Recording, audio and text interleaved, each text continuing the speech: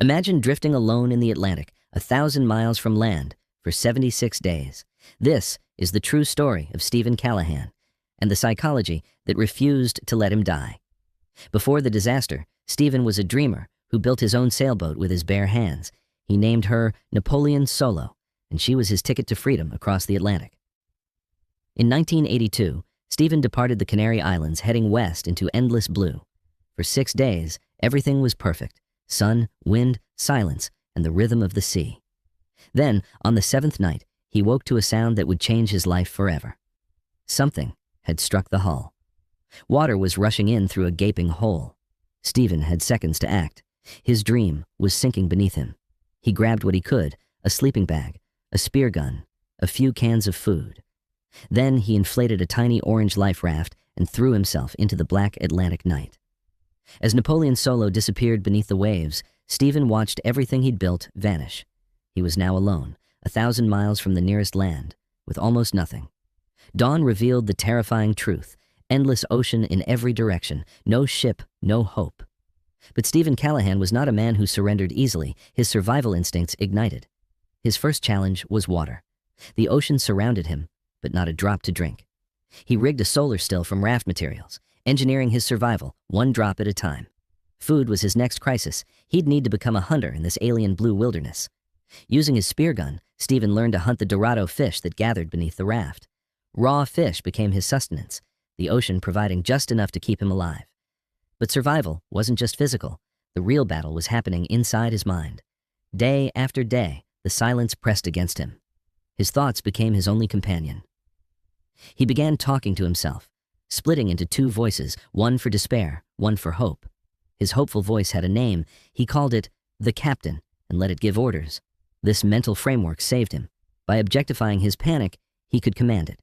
He created daily rituals, routines that gave structure to the chaos of infinite ocean. 30 days passed, then 40. His body weakened, but his mind grew sharper. But the ocean wasn't finished testing Steven Callahan. The worst was yet to come. On day 52, sharks began circling the raft, their shadows growing bolder each hour. They bumped the raft, testing it. Steven could feel their bodies against the thin rubber. Then his solar still failed. The device keeping him alive cracked and became useless. Dehydration set in fast. His lips cracked, his vision blurred, his mind began to slip. He began to hallucinate. Ghosts from his past appeared on the empty horizon. For the first time in 55 days, Steven considered letting the ocean take him. But then the captain's voice returned, demanding he remember everyone waiting for him back home. He repaired what he could, caught rain in his mouth, and refused to die that day. Days 60 through 70 became a blur of survival instinct and mental discipline. Steven had drifted over 1,800 nautical miles, an impossible, unplanned voyage. On day 76, his eyes caught something impossible. Birds circling on the horizon. And beneath those birds, a fishing boat, tiny but real, moving parallel to his raft. Steven summoned every remaining ounce of energy to wave, scream, and signal for his life. The boat turned. They had seen him. 76 days of survival, culminating in this moment. Fishermen from Guadeloupe pulled him aboard, a skeleton of a man, but alive. He had lost 1/3 of his body weight and drifted farther than any castaway before him. But what Steven brought back wasn't just a survival story. It was a blueprint for the unbreakable mind. Principle 1. Separate your panic from your captain by creating an internal command structure. When fear screams, let a calmer voice give orders. Objectify your panic to command it. Principle 2.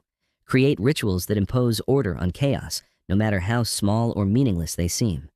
Routine becomes a raft for your mind when every day feels like drowning. Principle 3. Never lose sight of who's waiting for you beyond the horizon. Your reason to survive must be bigger than yourself. Let love be your compass when hope fails. Steven Callahan didn't just survive 76 days. He proved what the human mind can endure. Your raft might not be rubber, but the psychology of survival works wherever you find yourself adrift. Create your captain, build your rituals, and remember who's waiting on your shore. Because sometimes survival isn't about strength. It's about refusing to let your mind sink first.